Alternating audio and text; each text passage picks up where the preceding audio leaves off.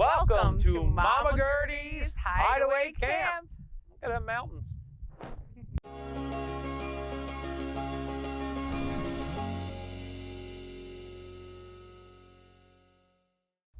Hi guys, it's Eileen. And I'm Dan. And we're Base Photography on the road, coming to you from Asheville, North Carolina. Yeah. And look at this view, guys. This is Mama Gertie's Hideaway Campground, sometimes referred to as Mama Gertie's Mountaintop Campground or Mountainside Campground. Because we're on top of the mountain. We're on top of a mountain. So this is a great park. It's one of the bucket list parks. And as with so many of the bucket list parks, they don't necessarily have the giant family amenities, the big playgrounds and bouncy things like the KOAs would have. There is a KOA in the area, by the way. If you're coming to Asheville and looking to RV, your choices are basically the KOA or Mama Gertie's. But this is what Mama Gertie's gives you, and I'm pretty positive the KOA does not. It's God-given artwork is what I say. You just look at this every morning, and how can you go wrong? But with everybody RVing, just want to let you guys know, if you are interested in this view already, we are Site 35, and we reserved 1.5 years in advance to get this spot. Yeah, they fill up pretty quick.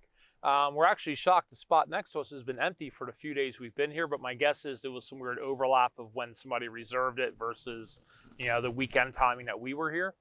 But in general, it's a great campground. It's a well thought out campground now. It's a pretty steep incline when you first pull into the office here. It's right off of Route 40, regardless which way you're coming down Route 40 by Asheville, North Carolina, like we had said. And when you first pull in, there's a very large lodge-like building in front of you. That's the office, the little store, the little community area.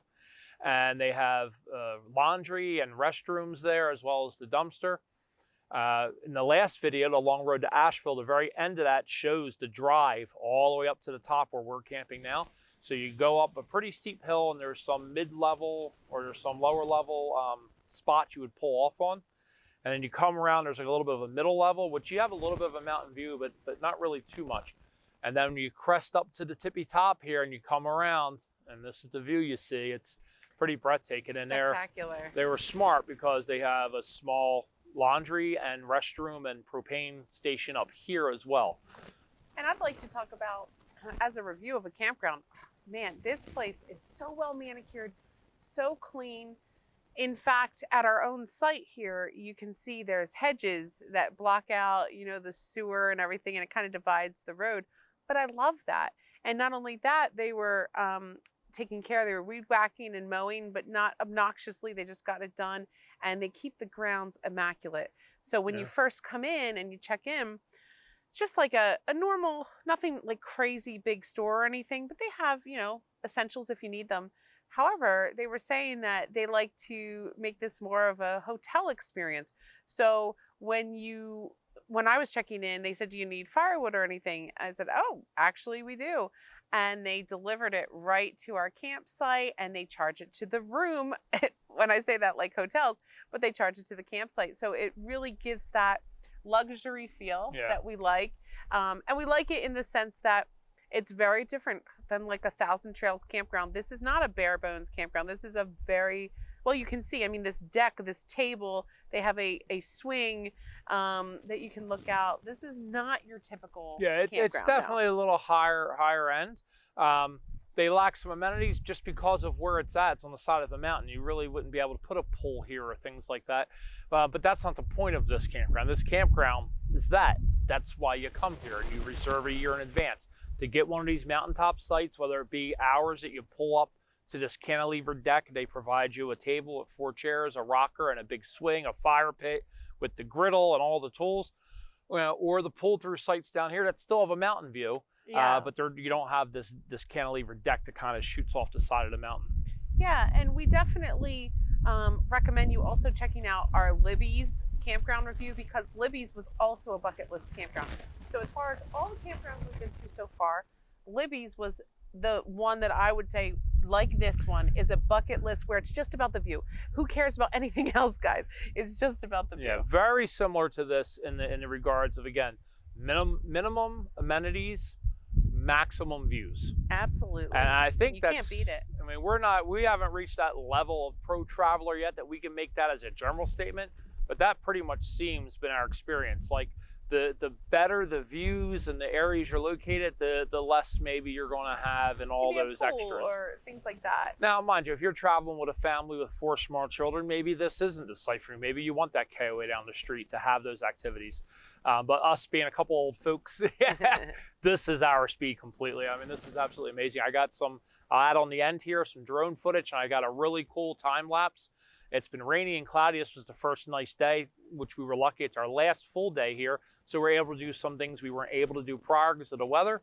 But that rainy weather really made for the spectacular time lapse where all the clouds were down in the valley below the mountains here. And just in this like maybe 12-second video. Well, his drone footage is always awesome. Well, this isn't the drone, but the sun comes up and you just see the clouds just kind of whip up and just disappear out of the valley. It's that's right. Cool. This is the time lapse. But you know what? All your footage is so I do have some drone footage. I was really limited what I could do because of all the heavy coverage. Oh, they do have also.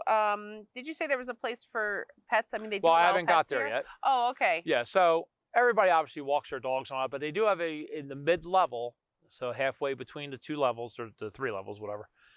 They have a small kind of dog park where you can kind of let them run free.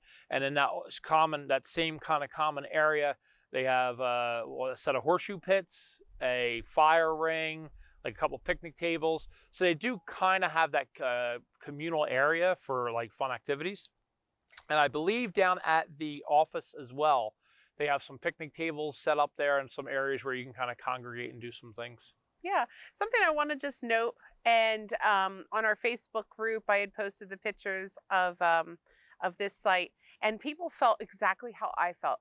The drive up or down is very, very frightening. The thought of it, and I do want to say I anticipated it myself for the 1.5 years that we had this booked, and though it is a little, a little nail biting, it's not as crazy, I want to say, as I thought it would be. Plus, they get big rigs, like big buses and stuff. Right down here, we have a Grand Design Solitude, massive Solitude being pulled in by like an F450. This little gem came up this hill just fine. So I think for all of you wondering, oh my gosh, like how can we do that hill and everything?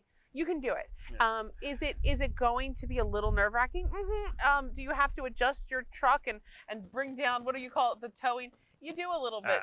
I mean, it's a steep hill. It is what it is. They guide you to your campsite, and because of that, the guy kind of paces you so he goes slow so he doesn't get too far ahead of you. I found that to be a little bit of a handicap because my particular truck, the way it's geared, I like to kind of get some motion and just go up. So I actually go a little slower than I would have liked to. I liked it though. It definitely put a little, I was really winding it out a little bit. I was in like a low gear.